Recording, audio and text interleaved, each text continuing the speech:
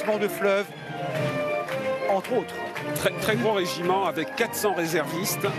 Alors, le commandement des renseignements des forces terrestres, essentiel l'information, c'est ce qu'on appelle la transparence du champ de bataille, savoir exactement ce qui se passe sur le terrain. Ce sont des drones, ce sont des écoutes, il faut détecter le moindre mouvement.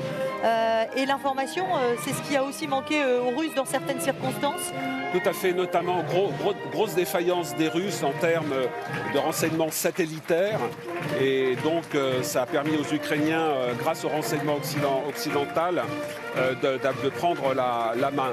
Derrière le commandement du renseignement des forces terrestres, on va voir apparaître le 2e régiment de hussards.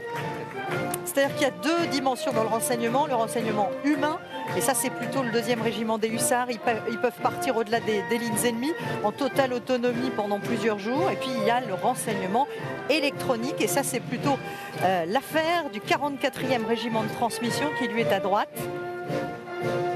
Voilà, exactement. Donc pour le régiment de hussards, cette capacité d'infiltration, de contact humain, finalement ils font un peu le travail de journaliste entre guillemets en cherchant des sources, mais évidemment à fin militaire.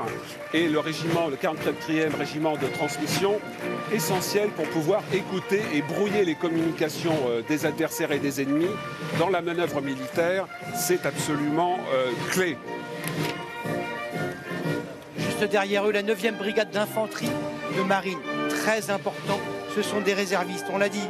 Il y a aujourd'hui 24 000 réservistes dans l'armée de terre, ils sont 40 000, toutes armes confondues. Il en faudrait beaucoup plus, il y en aura sans doute 100 000 dans quelques années.